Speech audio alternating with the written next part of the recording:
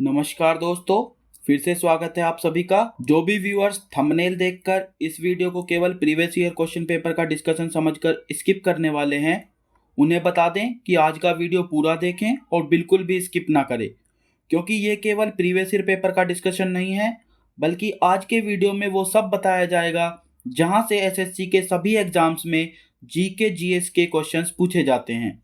आपको बता दें, एसएससी का कोई भी एग्जाम हो, CHSL, CGL, GD constable, CPO, SI, GK GS वाले पार्ट में एसएससी कुछ सेलेक्टेड टॉपिक्स और थीम्स से ही अधिकतर क्वेश्चंस पूछता है। वही टॉपिक्स और थीम्स आपको बार बार रिपीट होते मिलेंगे। एसएससी के किसी भी एग्जाम में जीके या जीएस वाले पार्ट के लिए आपको उन्हीं बताए गए टॉपिक्स और थीम्स पर फोकस करना है और अच्छे से मेहनत के साथ प्रिपेयर करना है, ताकि जीके जीएस वाला पोर्शन आपके एग्रीगेट स्कोर को और मजबूत कर दे और आपके सिलेक्शन की गारंटी और बढ़ जाए। तो वीडियो को पूरा देखिए और एसएससी के टॉपिक्स, थीम्स और पैटर्न को हमारे साथ समझिए और गारंटीड सक्सेस की तरफ कदम बढ़ाइए।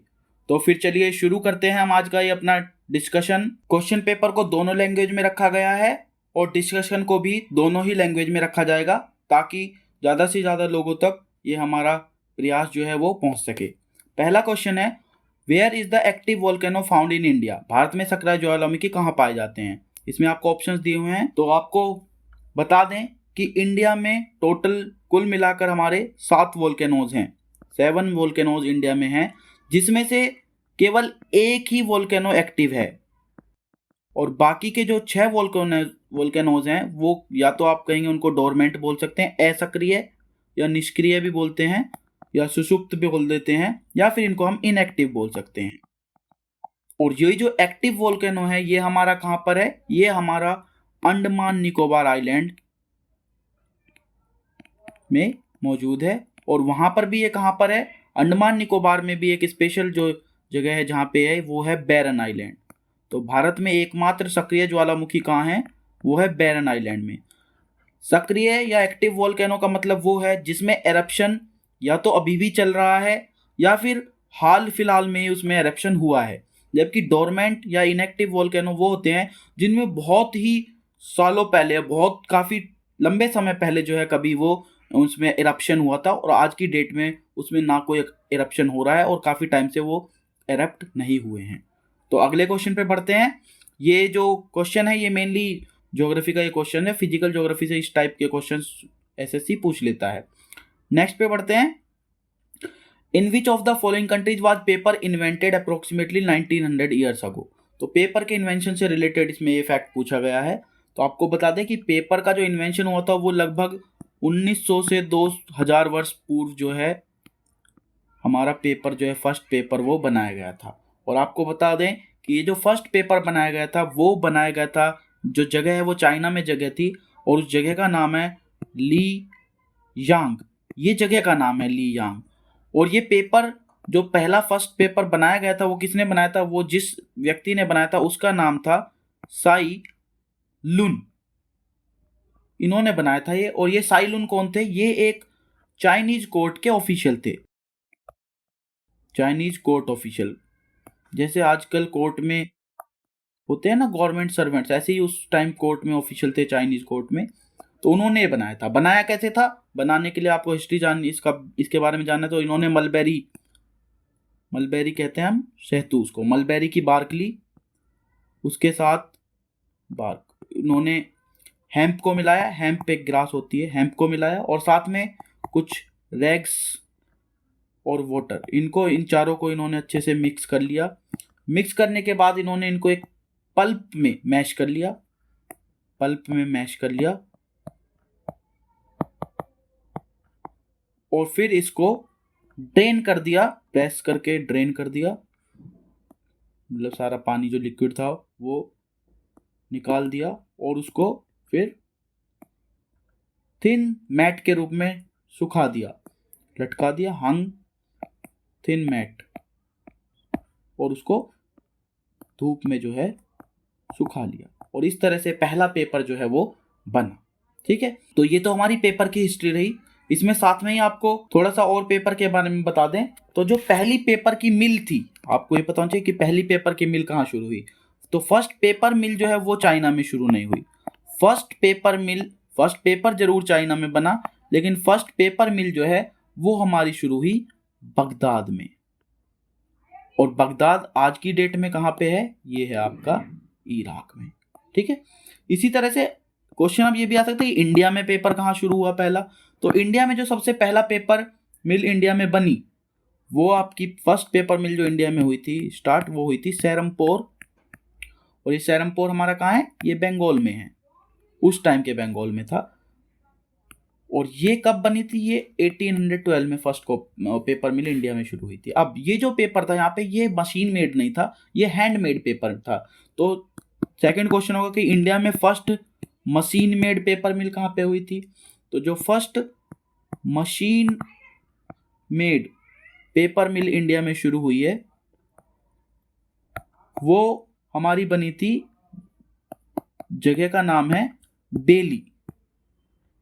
और ये बेली कहाँ पे है? ये कलकत्ता के पास में एक जगह है। और ये कब बनी थी? ये 1870 में जो है हमारी फर्स्ट मशीन मेड पेपर मिल इंडिया में बनी शुरू हुई थी। ठीक है जी, नेक्स्ट क्वेश्चन पे बढ़ते हैं। Mohammad Tughlaq use token currency to pay his soldiers which was made out of. Token currency शुरू की थी मोहम्मद बिन तुगलक ने, वो किसकी बनी हुई थी? तो आपको बता दें, टोकन करेंसी सबसे पहले आपको ये पता होना चाहिए कि टोकन करेंसी होती क्या है। टोकन करेंसी का मतलब होता है ऐसी करेंसी जिसकी फेस वैल्यू उसकी अपनी खुद की जो इंट्रिंसिक वैल्यू है, जो जिससे वो बनी हुई है, उससे ज्यादा होती है। उदाहरण के लिए समझिए, अगर आप 2000 का नोट लेके जाएंगे तो 2000 का जो नोट है, क्या उसको बनाने में 2000 रुपए का खर्चा आता है या उसकी वैल्यू खुद की 2000 रुपए? जी नहीं, उसकी फेस वैल्यू 2000 रुपए। मतलब आप किसी दुकानदार को दें तो 2000 रुपए के बराबर वैल्यू का सामान आपको दे देगा, लेकिन जो जिस पेपर और जिस सामान से ये 2000 का नोट बना है उसकी वैल्यू 2000 नहीं होगी। लेकिन अगर आप गोल्ड की बात करें तो गोल्ड की अगर आप कोई चीज लेके जाएंगे तो वो उसकी वैल्यू, फेस वैल्यू और इंट्रिंसिक वैल्यू दोनों बराबर हो जाएंगे। लेकिन टोकन करेंसी वो होती है जिसकी फेस वैल्यू ज्यादा होती है उसकी इंट्रिंसिक वैल्यू से। ये आपको बता दें कि ये जो रिफॉर्म लेके आए थे मोहम्मद बिन तुगलक, टोकन करेंसी उन्होंने सबसे पहले शुरू की थी, ये उस टाइम फेल हो गई थी। लेकिन अगर आप आज देखें तो आज दुनिया की सभी कंट्रियां टोकन करेंसी का ही यूज कर रही हैं। ठीक है, तो जैसा मैंने बताया टोकन करेंसी होगी जिसकी फेस वैल्यू इंट्रिंसिक वैल्यू से ज्यादा होगी। तो जाहिर सी बात है वो किसी गोल्ड से तो नहीं बन सकती, क्योंकि गोल्ड की वैल्यू ऑलरेडी ज्यादा है। वो सिल्वर से भी नहीं बनेगी क्योंकि उसकी वैल्यू भी ज्यादा रहेगी। तो वो या तो ब्रॉन्ज की बनेगी या चीप मेटल्स की बनेगी। ठीक, अब यहाँ पे आपको बता दें कि जो मोहम्मद बिन तुगलक ने हमारी टोकन करेंसी शुरू की थी उसका नाम था टका। ये भी क्वेश्चन डायरेक्टली पूछा गया है कि जो टोकन करेंसी मोहम्मद बिन तुगलक ने शुरू की थी उसका क्या नाम था? टका था। और ये बनी किसकी हुई थी? ये हमारी कॉपर की बनी हुई थी। तो ये इसमें ब्रॉन्ज इसलिए कैंसिल हो जाएगा और ये चीप मेटल आपका डी जो है वो आंसर हो जाएगा। ठीक है, नेक्स्ट क्वेश्चन पे पढ़ते हैं। The right to information act is a good example of a law and it has more chances of working because. सूचना का अधिकार अधिनियम एक अच्छा उदाहरण है, उसके कार्य करने की अधिक संभावना है क्योंकि। अब ये एक आप देखेंगे तो एक अच्छा एग्जांपल है लॉ का, तो इसके पॉजिटिव वाले हम एस्पेक्ट देखेंगे, वो आंसर होना चाहिए। पहला है it acts as an enemy of democracy. Democracy का एनिमी होगा तो ये नेगेटिव हो गया इसमें, जबकि ये पॉजिटिव चेंज है, तो ये तो पहला ऑप्शन खत्म। It empowers people to find out what is happening in the government. ये लोगों को पता लगाता है कि सरकार में क्या हो रहा है, इसका अधिकार देता है, बिल्कुल सही। तीसरा, इट इजेज पेनल्टीज ऑन फ्रॉड। यह धोखाधड़ी पर जुर्माने को कम करता है। जी नहीं, जुर्माने को कम करेगा तो एक तरह से नेगेटिव लाइन में जा रहे हैं, तो ये भी गलत। लास्ट है it supplements laws that encourage corruption. यह भ्रष्टाचार को प्रोत्साहित करने वाले कानूनों की आपूर्ति करता है। तो इनके लिए तो हमारे पास और भी लॉ हैं, जैसे आपका लोकपाल है, लोकायुक्त है और विजिलेंस कमीशन है हमारा, ठीक है, वो है, एंटी करप्शन ब्यूरो है। तो इसमें जो सही और बेस्ट ऑप्शन है हमारा वो है सेकंड ऑप्शन, कि ये लोगों को पता लगाने का अधिकार देता है कि सरकार में क्या हो रहा है, राइट टू इन्फॉर्मेशन। अब यहाँ पर राइट टू इन्फॉर्मेशन एक्ट के लिए आपको 2-3 बातें जाननी जरूरी हैं। एक तो ये कि इसको बोलते हैं हम राइट टू इन्फॉर्मेशन एक्ट 2005। ये 2005 में हमारा एक्ट आया था। इसमें 2 चीजें आपको याद रखनी है। एक तो ये एनेक्ट कब हुआ, एनेक्ट मीन्स पारित कब हुआ। एनेक्टेड का मतलब जब ये पार्लियामेंट ने पास किया, पास्ड बाय पार्लियामेंट। ये भी डायरेक्ट क्वेश्चन पूछा गया कि कब पारित हुआ था ये। तो ये हमारा जो पार्लियामेंट ने पास किया था, ये एनेक्ट हुआ था, ये होता 15 जून 2005 को। लेकिन ये उसी दिन से लागू नहीं हो गया था। कई बार क्या होता है, कोई लॉ जिस दिन से पारित होता है या जिस दिन पास होता है उसी दिन से वो इफेक्ट में भी आ जाता है, तो उसकी दोनों डेट सेम होती है। लेकिन कई बार क्या होता है, किसी लॉ को एनेक्ट की यानी पास होने की डेट अलग होती है, लेकिन जिस दिन से वो लागू में आता है, इफेक्ट में आता है, इम्प्लीमेंट होता है, उसकी डेट अलग होती है।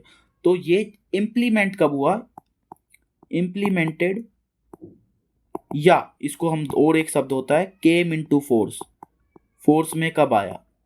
तो केम इनटू फोर्स की जो इसकी डेट है वो है हमारी 12 अक्टूबर 2005। तो ये दो डेट आपको याद रखनी है। राइट टू इन्फॉर्मेशन से रिलेटेड और एक चीज है कि क्या ये फंडामेंटल राइट का पार्ट है। जी हाँ, बिल्कुल, right to information fundamental right है। और ये किस सेक्शन में कवर्ड है, ये आर्टिकल 19(1)(a) उसमें कवर है। और वो क्या है, वो है right to freedom of speech and expression. तो कई बार ये डायरेक्ट पूछ लेते हैं कि राइट टू इन्फॉर्मेशन कौन से फंडामेंटल राइट का पार्ट है, तो आपको ये भी पता होना चाहिए और ये भी पता होना चाहिए। तो इसी तरह से और जो भी फंडामेंटल राइट्स हैं जिनमें कुछ स्पेसिफिक राइट्स की बात करें, वो भी एसएससी के पॉइंट ऑफ व्यू से इंपॉर्टेंट हैं। इसमें आपको जैसे राइट टू एजुकेशन है, इस पर कई बार क्वेश्चन पूछा जाता है कई एग्जाम, एसएससी के काफ़ी एग्जाम्स में। राइट टू प्राइवेसी काफ़ी न्यूज़ में भी रहा था ये पीछे, और इससे क्वेश्चंस भी पूछे गए हैं। तो ये कौन से उसका पार्ट है, ये दोनों ही, राइट टू एजुकेशन भी और राइट टू प्राइवेसी आर्टिकल 21 का पार्ट है ये। तो इनसे रिलेटेड आपसे क्वेश्चन पूछे जाते हैं। जो भी फंडामेंटल राइट्स हैं जिनसे कुछ रिलेटेड इंपॉर्टेंट राइट्स हैं उनमें कई बार क्वेश्चंस पूछ लेते हैं। नेक्स्ट पे बढ़ते हैं। Who among the following was adjudged as the most valuable player tournament at the Indian Premier League. अब आपको बता दें कि स्पोर्ट्स जो है वो एसएससी का one of the favourite topic है, स्पोर्ट्स, और उसमें भी क्रिकेट जो है वो खास तौर से एसएससी का फेवरेट टॉपिक है। आप पिछले ईयर्स के एसएससी के डिफरेंट एग्जाम्स के पेपर उठा के देखिए, आपको पता चलेगा कि क्रिकेट और स्पोर्ट्स से बहुत क्वेश्चंस पूछे गए हैं। हालांकि इसका आंसर तो आपको बता दें, ये जोफ्रा आर्चर है, ये 2020 का आईपीएल का पूछा है, तो जरूरी नहीं आप ये तो नहीं पूछेगा, लेकिन आप 2021, 2022 और 2023 जो सब्सिक्वेंट अब हो रहे हैं या आईपीएल हैं उन सबको आप याद रख सकते हैं, उनमें प्लेयर भी याद रख सकते हैं, और साथ साथ इसमें आपको विनर और रनर अप या मोस्ट रन्स किसने बनाए, मोस्ट विकेट्स किसने लिए, इस टाइप के क्वेश्चंस आपसे पूछे जा सकते हैं। ठीक है, तो आप इसमें ध्यान रखेंगे कि क्रिकेट और स्पोर्ट्स से जो है क्वेश्चंस आते हैं। नेक्स्ट पे पढ़ते हैं।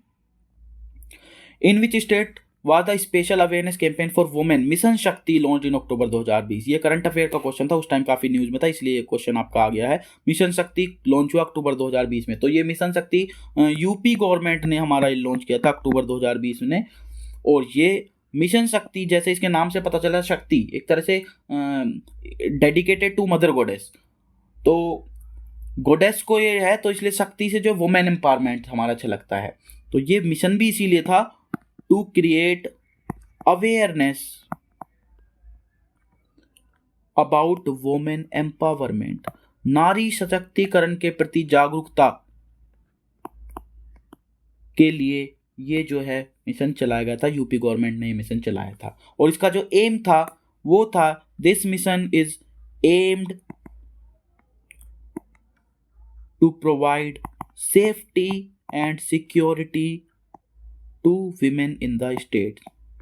तो महिलाओं को सुरक्षा, सजगता प्रदान करने के लिए जो है ये आपका जो स्कीम, जो ये मिशन शक्ति लॉन्च किया गया था। तो इस टाइप के मिशन, जो भी गवर्नमेंट में कोई अच्छा इनिशिएटिव है या कोई जो एक वैसा सेक्शन है, डिप्राइव्ड सेक्शन है, उसके लिए कभी भी कोई, अगर कोई भी स्टेट या कोई सेंट्रल गवर्नमेंट अगर कोई स्कीम या प्रोग्राम लॉन्च करती है तो वो अक्सर पूछ लिया जाता है। जैसे कि आपको पता हो तो जो स्पेशल एबिलिटी वाले पर्सन है उनके लिए अगर कोई स्पेशल एबिलिटी वाले पीपल के लिए कोई स्कीम आ रही है, या फिर चिल्ड्रंस के रिलेटेड कोई स्कीम, जैसे आपकी मिड डे मील स्कीम थी, पोषण अभियान था, साक्षरता मिशन था, समग्र शिक्षा अभियान है, उस टाइप के पूछ लिया जाता है। वुमेन से रिलेटेड अगर कोई अच्छा वो है, जैसे सेल्फ हेल्प ग्रुप्स के बारे में कई बार पूछा जाता है, ठीक है ना। और यही आपका मिशन शक्ति हो गया, पिछली बार पोषण है, इस टाइप के जितने भी थोड़े से डिप्राइव्ड सेक्शंस के लिए आपका, या एसटी वगैरह के लिए आपके पीछे एकलव्य स्कूल्स वगैरह जैसे स्टार्ट किए गए थे, एकलव्य मॉडल स्कूल, इस टाइप के जब भी आपको कोई स्कीम या प्रोग्राम लॉन्च हो तो वो अक्सर पूछ लिए जाते हैं। तो ये भी एसएससी का एक फेवरेट टॉपिक या थीम रहता है। आगे बढ़ते हैं। In which of the following places the vulture conservation breeding centre located. गिद्ध संरक्षण एवं प्रजनन केंद्र। आप अगर देखेंगे तो वल्चर अब दिखाई नहीं देते काफ़ी टाइम से। अब की जनरेशन में तो बाकी ऐसा भी है, कुछ लोग तो ऐसे हैं जो वल्चर को कभी एक भी बार नहीं देखा हुआ, जो पुराने लोग उन्होंने तो फिर भी देखा है। तो वल्चर क्या हुआ है कि एक तो वल्चरों की बहुत ज़्यादा डेथ हुई थी, उस चक्कर में क्या हुआ, जो बचे कुचे वल्चर थे वो गवर्नमेंट ने कंजर्वेशन में डाल दिए। तो ये वल्चर कंजर्वेशन ब्रीडिंग सेंटर की बात पूछ रहा है, ये आपको बता दें ये पिंजौर में है, और ये पिंजौर कहाँ पे है, ये है हमारा हरियाणा में। ठीक है, वल्चर कंजर्वेशन से बताया आपको, तो ये जो वीसीबीसी है ये एस्टेब्लिश हुआ था हमारा 2001 में। ये आज की बात में, तभी मैंने कहा कि आज की जनरेशन में बहुत से लोगों को तो पता ही नहीं होगा, वल्चर्स देखे ही नहीं होंगे, क्योंकि सितंबर 2001 में जो है ये एस्टेब्लिश किया गया था। और इसका नाम तब वीसीबीसी नहीं था, तब इसका नाम था वीसीसी, वल्चर केयर सेंटर के नाम से इसको एस्टेब्लिश किया गया था। उसके बाद फरवरी 2004 में जो south Asia vulture recovery plan जो है वो एक रिलीज किया गया, south Asia vulture recovery plan. और इस प्लान के अंतर्गत जो है आपका ये जो वीसीसी है इसके स्टेटस को थोड़ा सा अपग्रेड कर दिया गया, अडेप्ट कर दिया गया, और ये वीसीबीसी में जो है वो आपका 2004 में अपग्रेड कर दिया गया। ठीक है जी, ये लोकेटेड मैंने आपको बता दिया पिंजौर हरियाणा में। ये पिंजौर कहाँ है, ये विलेज, एक विलेज है जोधपुर, जो कि बीर शिकारगढ़ वाइल्ड लाइफ सेंचुरी हमारी, बीर शिकारगढ़ वाइल्ड लाइफ सेंचुरी है, उसके पास में है ये आपका, ये मैंने बताया विलेज जोधपुर, और वहां पर ये आपका वीसीबीसी है। अब ये वीसीबीसी जो है ये एक जॉइंट इनिशिएटिव है। जॉइंट इनिशिएटिव किस किस का है, क्योंकि हरियाणा में है तो ऑब्वियस है ये, तो हरियाणा फॉरेस्ट डिपार्टमेंट इसमें इंक्लूड होना चाहिए, बिल्कुल हरियाणा फॉरेस्ट डिपार्टमेंट इसमें इंक्लूड है। और इसमें साथ साथ आपका जो है Bombay natural history society involve है। इसका नाम अक्सर हम लोग सोचते हैं कि ये तो नहीं होगा, लेकिन आपको बता दें इसमें ये BNHS Bombay natural history society और हरियाणा फॉरेस्ट डिपार्टमेंट का ये एक जॉइंट इनिशिएटिव है। इसमें और जो जानने की बात है और जिससे डायरेक्ट क्वेश्चन पूछा जाता है वो पूछा जाता है उस ड्रग का नाम जिसकी वजह से जो वल्चर्स थे उनकी डेथ हुई थी और जिसको जो है बैन कर दिया गया था। वो ड्रग था डाइक्लोफिनेक। जितने भी आप एंटी इन्फ्लेमेटरी और पेन वाले आप ट्यूब्स जेल्स वो देखेंगे उन सब में आपको डाइक्लोफिनेक मिलेगा, टैबलेट्स में भी वन मिलता है। तो वेटरनरी पर्पज, वेटरनरी मतलब जानवरों के लिए जो इस ड्रग का यूज है वो बिल्कुल बैन कर रखा है, मतलब जानवरों की किसी भी दवाई में आप डाइक्लोफिनेक का यूज नहीं करेंगे। हालांकि ह्यूमन कंजम्पशन के लिए भी चल रहा है, क्यों, क्योंकि जो आपके वल्चर्स थे वो ज़्यादातर स्कैवेंजर्स बोलते हैं उनको, मतलब वो साफ सफाई करते हैं एक तरह से उनको। तो वो जितने भी डेड एनिमल्स और डेड बॉडीज होती हैं, जिनको एनिमल्स की डेड बॉडी को बोलते हैं कैरकैस, उन पे ये लोग फीड करते हैं। और क्योंकि उनमें ये डाइक्लोफिनेक अगर वो उस ड्रग से उनको गया उस ड्रग को उनको वेटरनरी में उसको यूज किया गया, तो उनकी जो बॉडी होती है जिस पे वो फीड करते हैं उसमें भी वो चले जाते हैं, और जिसकी वजह से डाइक्लोफिनेक उन वल्चर्स के बॉडी में चली जाती है और उनकी डेथ हो जाती है। तो ये डाइक्लोफिनेक एक non steroidal anti inflammatory drug है। जैसे मैंने बताया जितनी भी एंटी इन्फ्लेमेटरी आपकी दवाइयाँ मिलेगी उन सब में आपको ये डाइक्लोफिनेक ज़्यादातर आपको देखने को मिलेगा। दूसरा जो इसमें क्वेश्चन बन रहा है या जो पूछा जाता है वो ये है कि इनकी मौत किस वजह से होती थी। यहाँ पे इनका ये भी कई बार डायरेक्ट क्वेश्चन पूछा, ये किडनी फेलियर हो जाता था इनमें, इन वल्चर्स का, और उसको बोलते हैं कंडीशन को विसरल गाउट। विसरल गाउट का मतलब होता है जो आपके विसरल ऑर्गन्स होते हैं उनमें जो है यूरिक एसिड के क्रिस्टल्स डिपॉजिट हो जाते हैं और which further lead to kidney failure. ठीक है, इसके अलावा आपको और बता दें कि वीसीबीसी सिर्फ एक ही नहीं है, टोटल मिला के 6 वीसीबीसी जो है वो एस्टेब्लिश करे, कुछ कर दिए गए हैं, कुछ करे जा रहे हैं, और वो 6 में से एक तो पिंजौर हरियाणा में, बाकी के जो 5 है वो आपको बता दें किस किसी स्टेट में आपको पता होना चाहिए। तो यूपी में है एक, तो हरियाणा में बता ही दिया, दूसरा एक त्रिपुरा में है, ठीक है, फिर एक हमारा महाराष्ट्र में है, और जो इसमें 6 जहाँ पे एस्टेब्लिश होने हैं, फिर कर्नाटक और तमिलनाडु। तो ये टोटल 6 हैं जहाँ पे वीसीबीसी आपके एस्टेब्लिश हो गए हैं या एस्टेब्लिश होने हैं। ठीक है, जो आपको याद रखने, तो हरियाणा, यूपी, त्रिपुरा, महाराष्ट्र, कर्नाटक, तमिलनाडु। ठीक है जी, आगे बढ़ते हैं। In which of the following states is Sarayu river located. Sarayu river कहाँ पे लोकेटेड है, तो सरयू आपको बता दें, ये सरयू जो है एक, इसको और नाम से भी जानते हैं सरजू, और ये कुमायूनी लैंग्वेज में इसको सरजू बोला जाता है। और ये सरजू रिवर जैसे मैंने आपको बताया कुमायूनी, तो ये कहाँ पे होगी, ये उत्तराखंड में हमारी ये बहती है ये नदी, और उत्तराखंड में भी ये कुमायूं वाले रीजन में, ये एक हिमालयन रिवर है जो कि कुमायूं रीजन में उत्तराखंड के में ये बहती है, कुमायूं रीजन ऑफ उत्तराखंड। तो इसका आंसर हो जाएगा उत्तराखंड। ठीक है, नेक्स्ट पे बढ़ते हैं। बता दें कि रिवर्स भी जो है एसएससी का एक फेवरेट टॉपिक रहता है। रिवर्स से अक्सर आपको देखने को क्वेश्चंस मिलेंगे रिवर्स के बारे में, या प्रयाग जो हैं उनसे रिलेटेड, कन्फ्लुएंस जो होती हैं दो रिवर्स की, उनसे रिलेटेड आपको अक्सर क्वेश्चंस एसएससी में आपको देखने को मिल जाएंगे। ये ज्योग्राफी का एक टॉपिक है। नेक्स्ट पे बढ़ते हैं। Which of the following temple located in Sri Lanka? Munneswaram, Priyavihar, Katasraj, Pashupatinath. ये चारों ही टेम्पल हिंदू टेम्पल्स हैं और ये चारों ही टेम्पल्स इंडिया से बाहर के, इसलिए क्वेश्चन पूछ लिया गया है। तो इसमें मोस्ट ऑफ द टाइम जो पता होता है वो लोगों को फोर्थ पता होता है। पशुपतिनाथ ये लॉर्ड शिवा का टेम्पल है और ये नेपाल में है, ये ज़्यादातर लोगों को पता होता है। इसके अलावा लोगों को इसका भी पता हो सकता है, प्रिया विहार ये आपका कंबोडिया में होता है ये हमारा टेम्पल। बाकी बचे दो, कटासराज और मुन्नेश्वरम। तो कटासराज आपको बता दें ये हमारा है पाकिस्तान में टेम्पल, और जो हमारा मुन्नेश्वरम है ये हमारा टेम्पल है श्रीलंका में। ठीक है जी, तो मुन्नेश्वरम इसमें श्रीलंका में, ये टेम्पल डेडिकेटेड है लॉर्ड शिवा को। ये हमारा टेम्पल लॉर्ड शिवा को डेडिकेटेड है। ठीक है जी, आगे बढ़ते हैं। Which private bank launch a remote payment service named SMS pay for merchant on 26 November 2020? तो 26 नवंबर 2020 को किस बैंक ने शुरू की थी? तो ये यस बैंक ने शुरू की थी। यस बैंक काफ़ी न्यूज़ में रहा था क्योंकि डिफ़ॉल्टर हो गया था, तो यस बैंक काफ़ी न्यूज़ में था, वहीं से रिलेटेड ये इसलिए उठा के दे दिया। SMS पे सर्विस इन्होंने शुरू की थी जो कि एक कॉन्टैक्टलेस पेमेंट सर्विस थी, contactless payment service at POS, point of sale पे कॉन्टैक्टलेस पेमेंट के लिए ये सर्विस जो है वो शुरू की थी यस बैंक ने। ठीक है जी, आगे बढ़ते हैं। In which year did the first Bengali women writer Asha Purna Devi won Jnanpith award? अब आपको बता दें यहाँ पे कि अवार्ड्स एंड ऑनर्स ये एसएससी का one of the favourite topics है। अवार्ड्स एंड ऑनर्स आपको बहुत क्वेश्चन देखने को मिलेंगे, प्रीवियस ईयर के क्वेश्चन पेपर्स आप उठा लीजिए एसएससी के किसी भी एग्जाम के, आपको अवार्ड्स और ऑनर्स से रिलेटेड क्वेश्चन मिल जाएंगे। ज्ञानपीठ अवार्ड का बहुत इंपॉर्टेंट है, क्यों? क्योंकि ये कंट्री का oldest and highest literary award है। ठीक है, लिटरेचर के क्षेत्र में दिया जाने वाला तो सबसे पुराना और सबसे सर्वोत्तम पुरस्कार जो है लिटरेरी फील्ड में, लिटरेरी अवार्ड ये माना जाता है। ठीक है, इसकी शुरुआत कब हुई थी? तो ये शुरुआत हुई थी इसकी हमारे, इसको इंस्टीट्यूट किया गया था, मतलब अवार्ड को इंस्टीट्यूट किया गया था ज्ञानपीठ पुरस्कार को 1961 में। तो एक क्वेश्चन आपका यहाँ से ये बन गया। दूसरा ये है पहला पुरस्कार किसको दिया गया? तो पहला पुरस्कार 1961 में दिया, पहला पुरस्कार 1965 में दिया गया था और ये दिया गया था श्री जी शंकर कुरूप जी को। और आपको ये भी याद रखना कि ये हिंदी में नहीं दिया गया था, क्योंकि लोगों को ये लगता है हिंदी में दिया, ये मलयालम में दिया गया था, मलयालम लैंग्वेज में दिया गया था। दूसरा जो पुरस्कार दिया था वो 1966 में दिया गया था और ये दिया गया था ताराशंकर बंदोपाध्याय जी को, ताराशंकर बंदोपाध्याय जी को।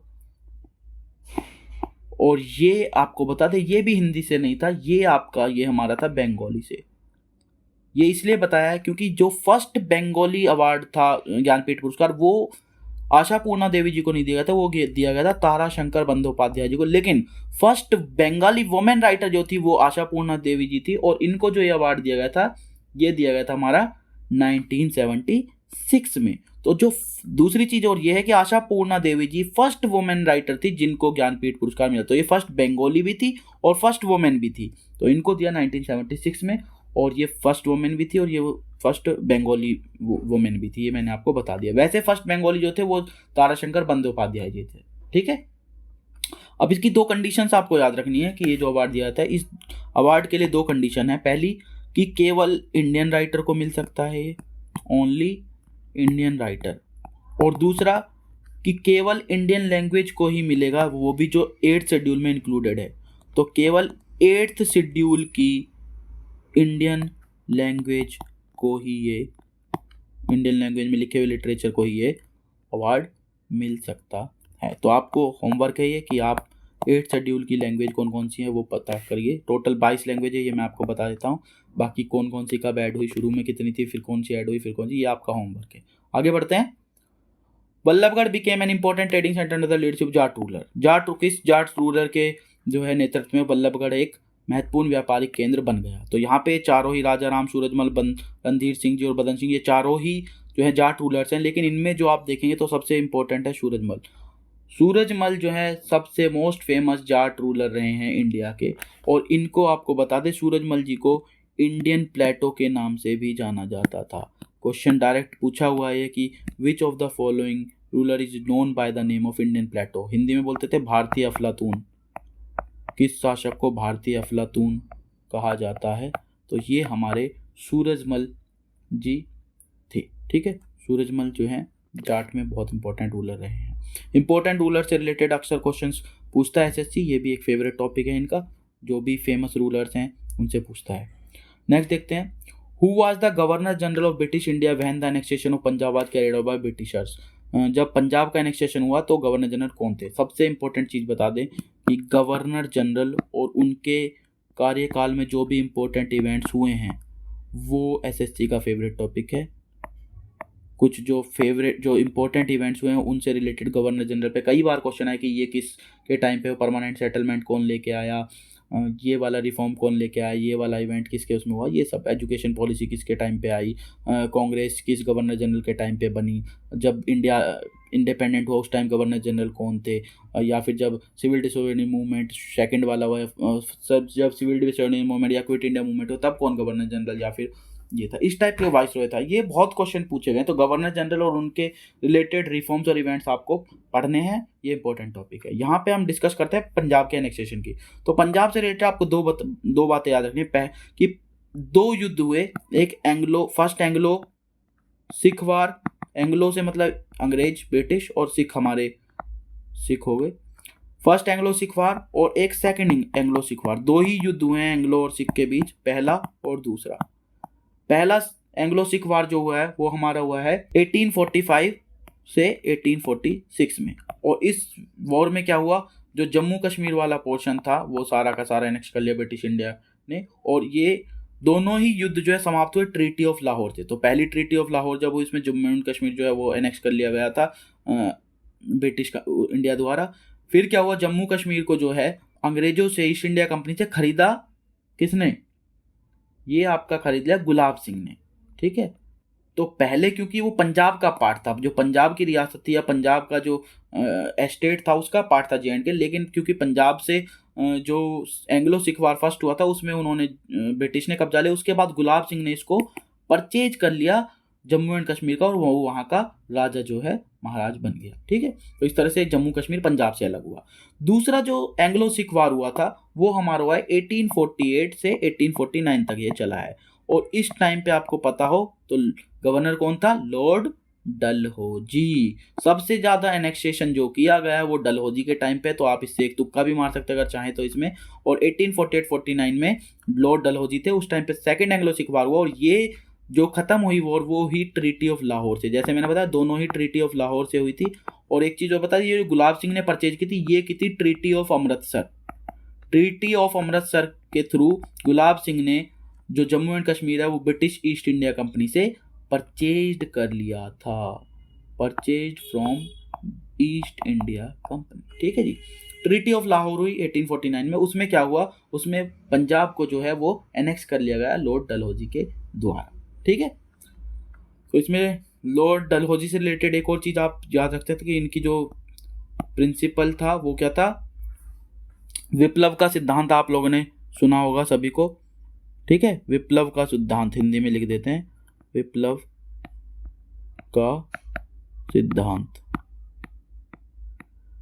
हड़प नीति या विप्लव का सिद्धांत दोनों ही आपके इसी को इंग्लिश में इसको बोलते हैं डॉक्ट्रिन ऑफ लैप्स। तो ये भी क्वेश्चन कई बार आता है, डॉक्ट्रिन ऑफ लैप्स किससे रिलेटेड है या किसने की थी? तो ये आपकी की थी भाई लॉर्ड डलहौजी के टाइम पे। नेक्स्ट पे पढ़ते हैं, Sela dance form is performed in the state of. ये अब ट्राइबल डांस या ट्रेडिशनल डांस और म्यूजिक जो ये भी इंपॉर्टेंट टॉपिक है, ट्रेडिशनल थीम से रिलेटेड है। ये आपका इसका आंसर तो खैर छत्तीसगढ़ है। इसमें आपको जो जानना है वो ये है कि ये सेला डांस आपकी एक ट्राइबल कम्युनिटी है हमारी, वो करती है, वो है गोंड ट्राइबल कम्युनिटी करती है। छत्तीसगढ़ की। ठीक है, तो जो भी ट्रेडिशनल आपके ये इस टाइप के इवेंट्स है वो इंपॉर्टेंट हो जाते हैं। दूसरा एक चीज़ ये कि सेला डांस जो है ये एक हार्वेस्ट फेस्टिवल मानते हैं, हार्वेस्ट फेस्टिवल है ये। तो दो तरह के हमारे यहाँ फेस्टिवल ज़्यादा मनाए जाते हैं, एक हार्वेस्ट फेस्टिवल और एक जब क्रॉप रोप वो की जाती है उगाई, एक तो जब फसल बोई जाती है तब, और एक जब फसल काटी जाती है तब। तो जब काटी जाती है उसको बोलते हैं हम हार्वेस्ट फेस्टिवल, और फसल लगाई जाती है उस टाइम पे भी जो है फेस्टिवल्स मनाए जाते हैं। ठीक है, तो ये एक हार्वेस्ट फेस्टिवल है जो छत्तीसगढ़ के गोंड ट्राइब कम्युनिटी बनाती है। यहाँ पे अब आपको जो चीज़ तैयार कर सकते हैं आप उसके लिए वो कर सकते हैं आप PVTGs, particularly vulnerable tribal groups, इनके रिलेटेड आप पढ़ सकते हैं क्योंकि ये SSC में पूछा जा सकता है, ये टॉपिक भी न्यूज़ में रहता है अक्सर। और ये टोटल 75 ट्राइबल ग्रुप्स हैं जिनको PVTGs का टैग या स्टेटस मिला हुआ है, तो इनको आपको पता होना चाहिए किस किस स्टेट में कौन से हैं, तो इनसे रिलेटेड आप थोड़ा पढ़ सकते हैं। और मैंने आपको बताया जैसे ट्रेडिशनल डांस वगैरह हैं स्टेट के या ट्राइब के, वो भी अक्सर SSC पूछता रहता है। नेक्स्ट पे बढ़ते हैं। Who among the following was the recipient of 29th व्यास सम्मान। अब देखिए अभी मैंने आपको शुरू में बताया कि अवार्ड्स एंड ऑनर्स SSC का फेवरेट टॉपिक है। पहले ज्ञानपीठ पुरस्कार पूछ लिया, इस बार अब व्यास सम्मान पूछ लिया क्योंकि अवार्ड्स और ये तो फेवरेट है इसका। तो इसको बता दे व्यास सम्मान की भाई शुरुआत जो हुई थी वो हुई थी 1991 में एस्टेब्लिश किया था। और ये किसने किया था? ये के बिरला फाउंडेशन ने स्टार्ट किया था। ये गवर्नमेंट संस्था नहीं, ये प्राइवेट संस्था है। के बिरला फाउंडेशन ने इसको जो है वो शुरुआत किया था। इसकी क्या क्या कंडीशंस हैं? इसकी भी दो कंडीशंस हैं। पहली कि वही must be in Hindi language, वहाँ पे इंडियन लैंग्वेज था, यहाँ पे ये है कि ये हिंदी लैंग्वेज में होना कंपलसरी है, पहली कंडीशन। दूसरी कंडीशन ये है कि पब्लिश्ड इन लास्ट 10 ईयर्स, मतलब पिछले 10 सालों में ही वो पब्लिश हुआ होना चाहिए, उससे पुराना नहीं होना चाहिए। ठीक है, तभी आपको ये बिरला फाउंडेशन के लिए आपको कंसीडर किया जाएगा। तो ये जो इसमें पूछा है, क्या पूछा है? 29वां व्यास सम्मान पूछा है, तो ये तो पुराना है। अभी 31वां सम्मान दिया गया था 2021 में, और ये दिया गया था श्री मिस्टर असगर वजाहत जी को, असगर वजाहत। और ये इसकी रिलेटेड बुक का भी नाम आपको याद रखना पड़ेगा कि किसके लिए दिया गया था। ये जो बुक इनको दी गई थी वो था महाबली। ये क्या था? एक प्ले था, कैटेगरी जो इसकी वो प्ले की थी।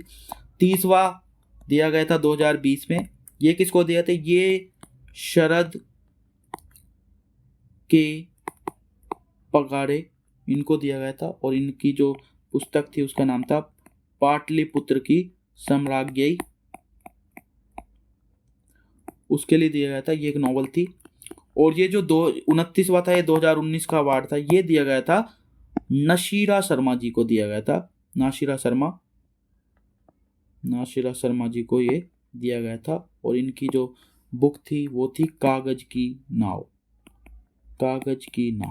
और ये आपकी ये भी एक नॉवल थी। ठीक है, इससे पहला जो ये 2018 में दिया गया था, ये लीलाधर जगूड़ी जी को 2018 में मिला था। और इससे पहले फिर ये सुरेंद्र वर्मा जी हैं, इनको 17 में, और ममता काले जी को और पहले मिला था। तो बाकी सब पहले हैं। 29वां जो 2019 में दिया गया था नाशिरा शर्मा जी को, उनकी किताब कागज की नाव के लिए दिया गया था। तो मैंने आपको बताया अवार्ड्स SSC का फेवरेट टॉपिक है। अवार्ड्स में आपके दोनों तरह के अवार्ड्स आप ध्यान रखें, नेशनल अवार्ड्स भी जो नेशनल लेवल पे दिए जाते हैं, और जो इंटरनेशनल कुछ अवार्ड्स हैं वो भी, जैसे नोबेल प्राइज़ हैं या बुकर प्राइज़ हैं या ऑस्कर अवार्ड्स हैं, वो भी जो है SSC के फेवरेट टॉपिक्स या फेवरेट थीम में से आता है, उनसे क्वेश्चंस अक्सर पूछे जाते हैं। आगे बढ़ते हैं। Dash is secreted by the pineal gland, इनमें से कौन सा पीनियल ग्लैंड से स्रावित होता है? अब ये सारे के सारे ही हॉर्मोन्स हैं, आपको बता दें। विटामिन्स, हॉर्मोन्स और एंजाइम्स, ये तीनों ही SSC के तो फेवरेट टॉपिक हैं ही, साथ ही साथ और भी कमीशन या और भी एग्जाम जो हैं उनमें भी इन तीनों से काफ़ी क्वेश्चन पूछे जाते हैं। तो इन चीज़ों को तो आप, इसका ऑर्डर यही रहेगा, सबसे ज़्यादा विटामिन से क्वेश्चन पूछे जाते हैं, फिर हॉर्मोन्स और फिर एंजाइम से। एंजाइम्स में दोनों आप कवर करेंगे, प्लांट्स के जो एंजाइम्स होते हैं वो भी, और जो हार्मोन्स में भी ऐसे ही आपको दोनों कवर करने, प्लांट्स के भी और जो ह्यूमन्स हैं एनिमल्स हैं उनके भी, और ऐसे एंजाइम्स में भी। इस क्वेश्चन को डिस्कस कर लेते हैं एक बार। क्वेश्चन है, सबसे पहले पूछा इन्होंने कौन कौन से किए जाते हैं, तो इसमें आपको बता दें ये जो मेलेटोनिन है, इसका आंसर भी एक्चुअली यही है, मेलेटोनिन है। यही पीनियल ग्लैंड जो है मेलेटोनिन सिक्रीट करता है पीनियल ग्लैंड से। और ये जो मेलेटोनिन है वो डार्कनेस के रेस्पॉन्स में जो है वो रिलीज करता है, इन रेस्पॉन्स टू डार्कनेस। ठीक है, जो हमारी बॉडी में एक साइकिल होती है स्लीप वेक साइकिल, मतलब सोने और जगने के साइकिल होते हैं, इसका कई बार डायरेक्ट क्वेश्चन आया था, इसको कहते क्या है, तो इसको बोलते हैं सर्कैडियन रिदम। सर्कैडियन रिदम जो भी बोले आपके प्रोनाउंसिएशन वो तो आप देख सकते हैं, सर्कैडियन रिदम इसको बोलते हैं। इस पे डायरेक्ट क्वेश्चन ये आता है कि स्लीप वेक साइकिल को बॉडी को क्या बोलते हैं, तो इसको ये जो है वो रेगुलेट करता है हमारा मेलेटोनिन हार्मोन। दूसरा हार्मोन है हमारा प्रोजेस्टेरोन, इसके बारे में अक्सर पढ़ा होता है हम सब ने, ये जो है ओवरीज से सिक्रीट होता है, ओवरीज। ठीक है, तीसरा हमारा है एपिनेफ्राइन। एपिनेफ्राइन भी एक इम्पॉर्टेंट है, एपिनेफ्राइन क्यों इम्पोर्टेंट है, क्योंकि ये एपिनेफ्राइन सबसे पहले तो आपको पता होना चाहिए कहाँ से होता है, तो ये सिक्रीट तो होता है मेडुला ऑफ एड्रिनल ग्लैंड, तो शॉर्ट में आप ये याद रखिए कि एड्रिनल ग्लैंड से ये सिक्रीट होता है। और ये कंट्रोल क्या करता है, ये हमारी हार्ट की एक्टिविटी को कंट्रोल करता है। ये जो हमारा हार्मोन है वो हमारी हार्ट की एक्टिविटी को रेगुलेट करता है। और इसका एक क्वेश्चन डायरेक्ट ये पूछा था, इसको किस नाम से जाना जाता है, तो इसको एक और नाम से भी जाना जाता है, फाइट और फ्लाइट हार्मोन। तो क्वेश्चन ये आता है कि फाइट और फ्लाइट हार्मोन किसका दूसरा नाम है, तो ये हमारा एपिनेफ्राइन का ही एक नाम है, फाइट और फ्लाइट हार्मोन। लास्ट बचा इंसुलिन, इसका अक्सर सबको पता होता है, ये पैंक्रियास से सिक्रीट होता है। ठीक है जी, तो ये चारों ग्लैंड्स भी बताए मैंने आपसे जहाँ जहाँ से सिक्रीट होते हैं, और मैंने ये जो हार्मोन्स है थोड़ा सा इनके बारे में भी बताया कि ये क्या क्या रेगुलेट करते हैं। पेंसुलिन हमारा जो है वो इंसुलिन जो हमारा है वो पैंक्रियास से रिलीज होता है, और ये कंट्रोल करता है हमारा ग्लूकोज के डाइजेशन को। ठीक है ना, आपको पता होगा कि इंसुलिन अगर किसी का फंक्शन सही से नहीं करता है या इंसुलिन अगर सिक्रेट नहीं होता है, तो आपने सुनी होगी एक बहुत ही फेमिलियर बीमारी जिसको डायबिटीज़ बोलते हैं हम। ठीक है, वो वही है कि उसमें ग्लूकोज का जो डाइजेशन है वो अनकंट्रोल हो जाता है। ठीक है, तो पैंक्रियाज जो है कंट्रोल करता है ग्लूकोज के लेवल को और एक्टिविटी को। ठीक है जी, नेक्स्ट पे बढ़ते हैं। तो ये विटामिन और वो इंपॉर्टेंट है, हार्मोन्स और एंजाइम्स। नेक्स्ट देखते हैं, reserve bank of India put which bank under moratorium in November 2020। किस बैंक को मोरेटोरियम में, तो मोरेटोरियम के पहले तो आपको यही पता होना चाहिए कि मोरेटोरियम होता क्या है। मोरेटोरियम या स्थगन, दो मीनिंग से आप इसको समझेंगे। पहला जो मोरेटोरियम का मतलब है वो है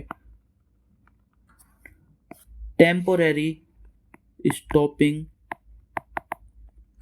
ऑफ एक्टिविटी। किसी बैंक की एक्टिविटी को या फाइनेंशियल इंस्टीट्यूशन की एक्टिविटी को टेम्पररी स्टॉप कर देना। जैसे आपने कोविड टाइम में, जैसे आपने अभी यस बैंक के टाइम में देखा होगा, जब यस बैंक डिफॉल्टर हुआ था तो आरबीआई ने उसकी एक्टिविटी पे स्टॉपेज लगा दिया था, उसको अंडर मोरेटोरियम भेज दिया था कि अब 2 साल या 1 साल के लिए, 6 महीने के लिए कोई भी वो बैंक एक्टिविटी नहीं करेगा, ना किसी को पैसे निकालने देगा, ना डालने देगा, ना वो कोई एक्टिविटी कर पाएगा। तो एक मीनिंग तो मोरेटोरियम का ये है। दूसरा मीनिंग जो मोरेटोरियम का है वो है हमारा, इसको बोलते हैं हम हॉलीडे पीरियड।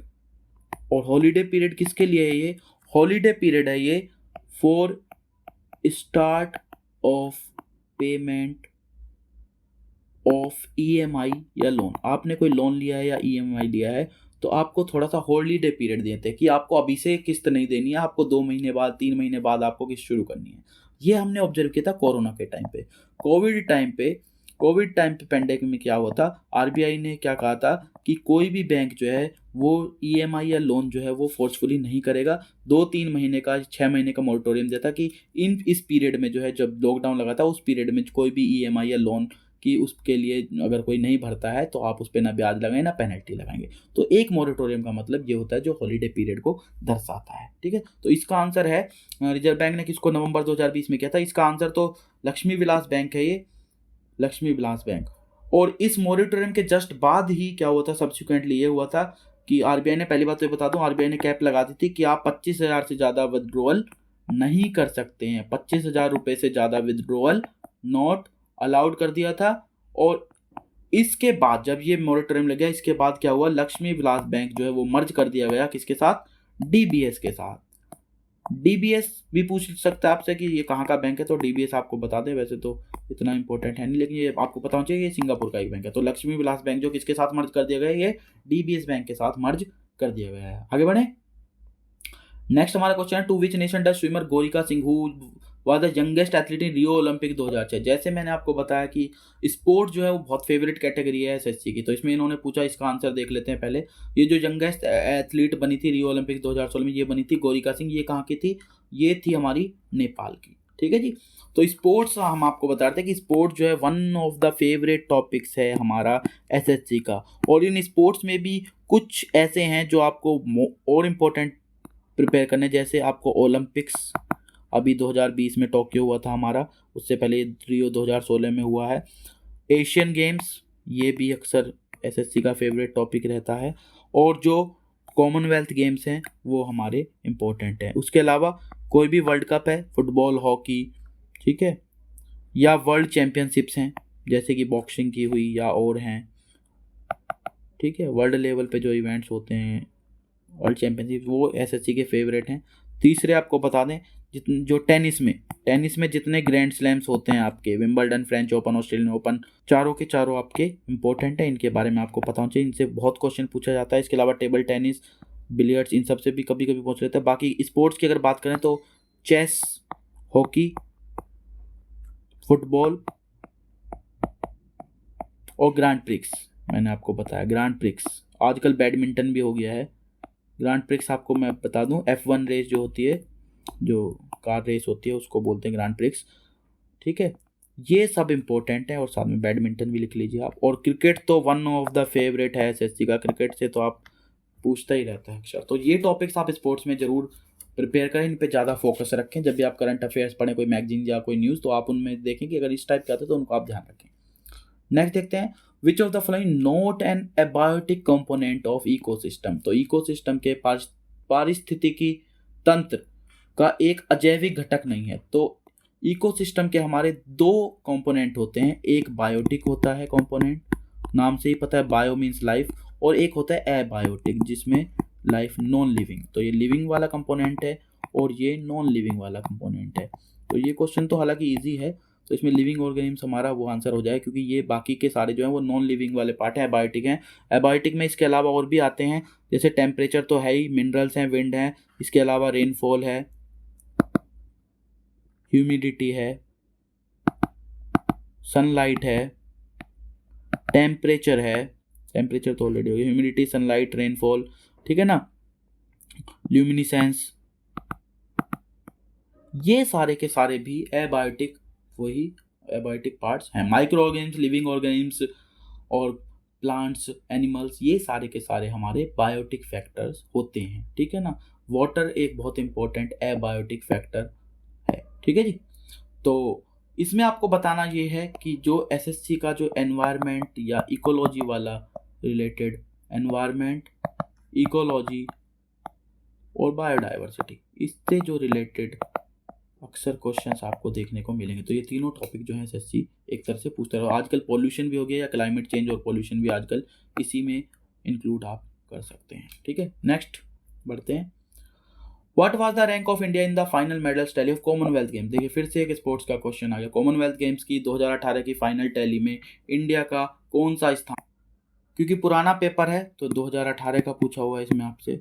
आपको बता दें कॉमनवेल्थ गेम्स में इंडिया ने टोटल 2018 में 66 मेडल्स जीते थे, और इंडिया जो है इसमें थर्ड प्लेस पे रही थी, ठीक है, थर्ड प्लेस पे इंडिया रही थी, और इसमें से 66 में से भी 26 गोल्ड थे। हालांकि ये तो अब इतना इंपॉर्टेंट नहीं है। अब जो इम्पोर्टेंट है वो 2022 वाला हो गया है, क्योंकि इसमें इंडिया ने टोटल 61 मेडल जीते थे और इंडिया इसमें रहा था फोर्थ प्लेस पे, और इनमें से भी 61 में इंडिया को 22 गोल्ड मिले हैं, 16 सिल्वर मेडल्स मिले हैं, और 23 जो हैं वो ब्रॉन्ज मेडल्स मिले हैं।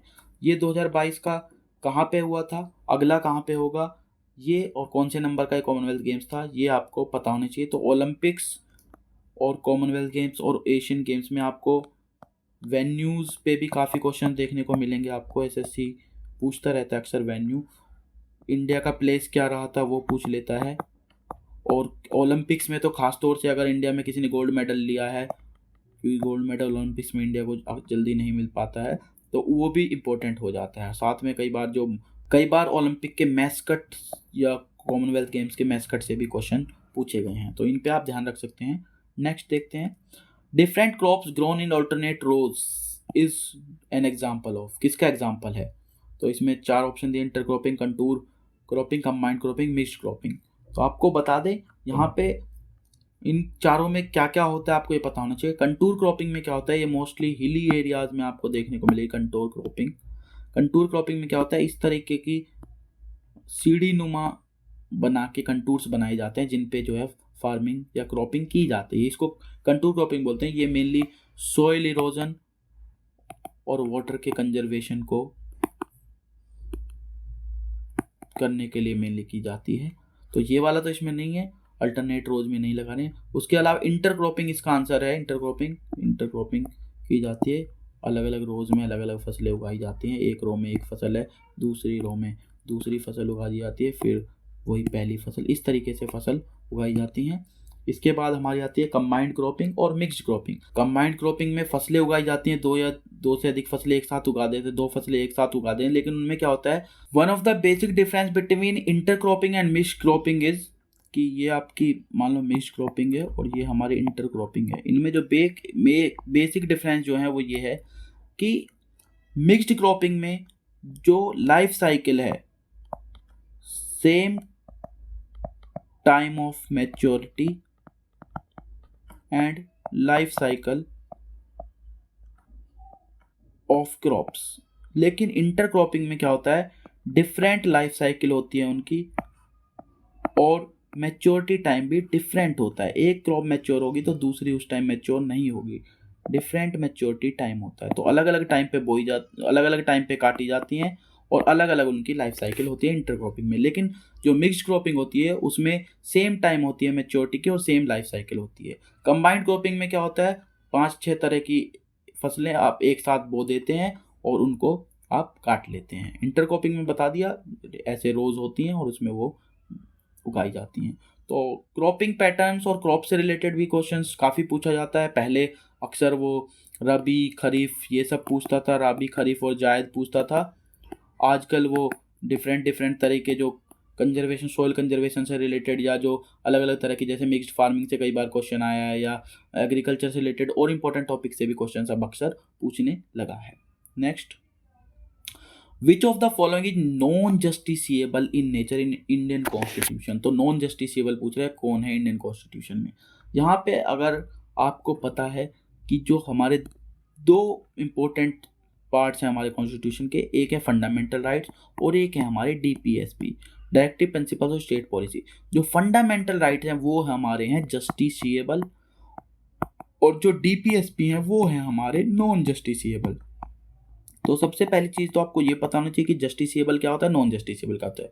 जस्टिसिएबल का मतलब ये है कि अगर उनका वायलेशन होता है तो आप सीधा सुप्रीम कोर्ट या हाई कोर्ट जा सकते हैं, अपील कर सकते हैं कि आप उनका वायलेशन हुआ है। लेकिन नॉन जस्टिसिएबल में अगर वायलेशन होता है या फॉलो नहीं किए जाते हैं तो आप डायरेक्टली सुप्रीम कोर्ट या हाई कोर्ट में आप उसको नहीं जाएंगे कि उनका वायलेशन हुआ है। ये फ़र्क है। तो इसमें अगर आप देखें तो equality of law and equal protection of law, ये एक फंडामेंटल राइट है। बिल्कुल जी, ये एक हमारा एक फंडामेंटल राइट है। ये आर्टिकल 14 में हमारा कवर है।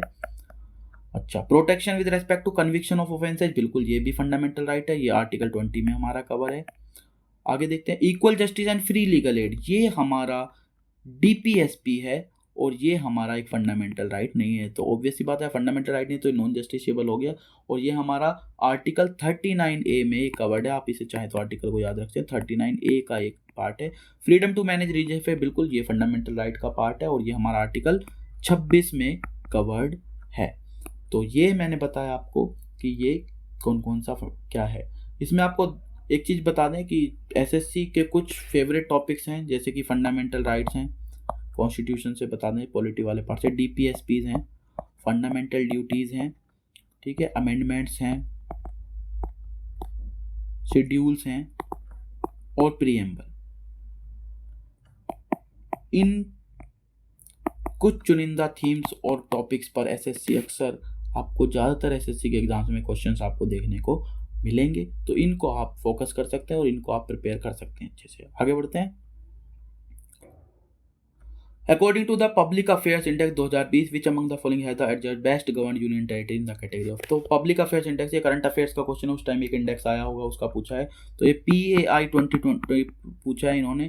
पहली बात तो ये बता दें, इसका आंसर तो खैर हम आपको बताएं, ये चंडीगढ़ है आंसर। और इसमें जो स्टेट बेस्ट गवर्न थी वो केरल थी, यूटी में हमारी चंडीगढ़ थी, और केरल जो है वो हमारी बेस्ट गवर्न स्टेट में आई थी। ठीक है, तो ये बता दें ये रिलीज कौन करता है। तो सबसे जो मोस्ट डाउटफुल रहेगा इसमें ऑप्शन, अगर ये पूछे कि PI रिलीज कौन करता है, तो ये रिलीज बता दें नीति आयोग नहीं करता है, ये रिलीज करता है पब्लिक अफेयर्स सेंटर।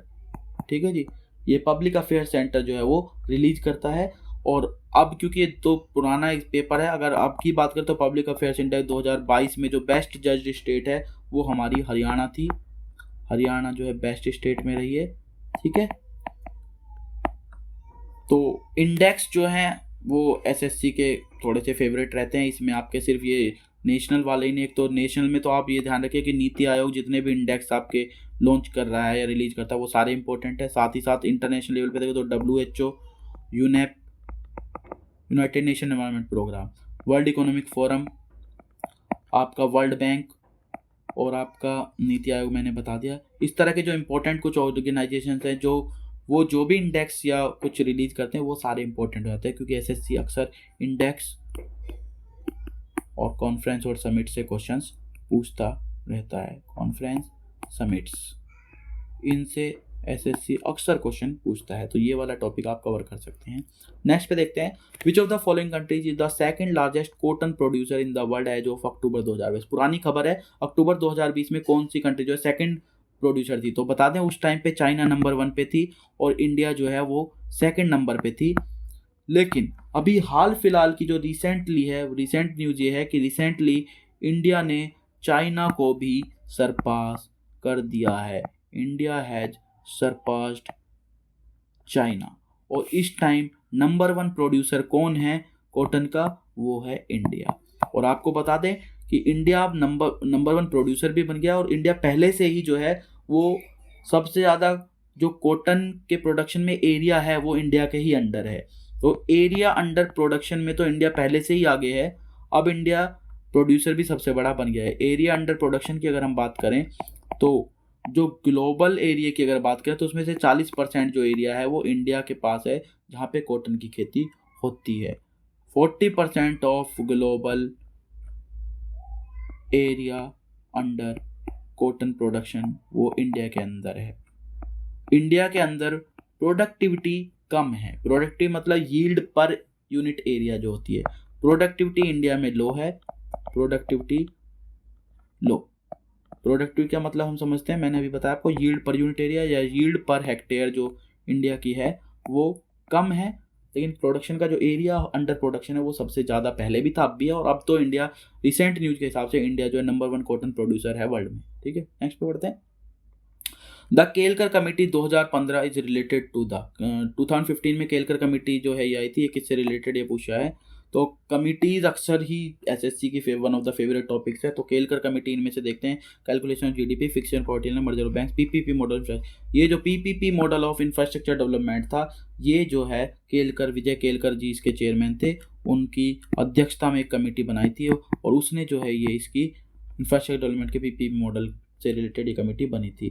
तो PPP की आपको फुल फॉर्म पता होनी चाहिए। एक P से तो पब्लिक है, दूसरे P से प्राइवेट है और तीसरे से है पार्टनरशिप। मतलब प्राइवेट और पब्लिक सेक्टर पार्टनरशिप में काम करें इंफ्रास्ट्रक्चर डेवलपमेंट के क्षेत्र में, तो उस मॉडल को नाम दिया था PPP मॉडल। तो उस पर ये कमेटी बनाई थी और ये मोस्टली जो बड़े बड़े सेक्टर्स हैं इंफ्रास्ट्रक्चर, जैसे एयरपोर्ट हुआ उसका डेवलपमेंट करना है, रेलवेज है उसका डेवलपमेंट करना है, या फिर आपके पोर्ट्स हैं उनका डेवलपमेंट करता है। इन सब बड़े बड़े उनके इंफ्रास्ट्रक्चर प्रोजेक्ट्स में जो है PPP मॉडल को जो है वो किया गया था। बाकी कमेटियों को एक बार देख लेते हैं। तो कैलकुलेशन ऑफ GDP के कैलकुलेशन, GDP नहीं, रिव्यू मेथोडोलॉजी को रिव्यू करने के लिए कमेटी बनाई गई थी, जो श्री रविंद्र H ढोलकिया इनकी अध्यक्षता में कमेटी की गई थी, इसके चेयरमैन ये थे। दूसरी कमेटी की बात करते हैं, फिक्सेशन ऑफ पॉवर्टी लाइन की कई कमेटियां बनी हैं इसमें। तेंदुलकर कमेटी बनी है, उससे पहले और भी कमेटी बनी। जो लास्ट कमेटी लेटेस्ट वाली थी वो थी हमारी रंगराजन कमेटी, जिन्होंने एक फिक्स करी थी कि मंथली इनकम है तो उसको आपने एक वो बनाया था बेंचमार्क कि इससे नीचे अगर कोई है इनकम तो वो पुअर है, नहीं तो नहीं है। ठीक है, तो मर्जर ऑफ बैंक से रिलेटेड जो कमेटी थी ये भी काफ़ी न्यूज़ में रही थी और ये इंपॉर्टेंट भी है। मर्जर ऑफ बैंक्स की जो कमेटी थी वो हमारी थी नरसिम्हन कमेटी। नरसिम्हन कमेटी जो है वो मर्जर ऑफ बैंक से रिलेटेड बनाई गई थी। तो कमिटीज़ बहुत अक्सर ही एसएससी पूछता है, committees one of the favourite topics है।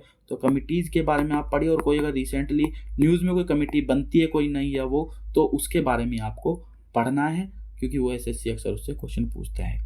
तो ये हमारा डिस्कशन था। अब एक बार देख लेते हैं कि आपको हमने बताया कि आपको क्या क्या टॉपिक्स थोड़े से इंपॉर्टेंट तैयार करने हैं। एक तो मैंने आपको बताया स्पोर्ट्स फेवरेट टॉपिक है एसएससी के लिए। दूसरा मैंने आपको बताया अवार्ड्स एंड ऑनर्स, ये फेवरेट टॉपिक है आपका एसएससी का। Fundamental rights, fundamental duties, DPSP, preamble, schedule और अमेंडमेंट।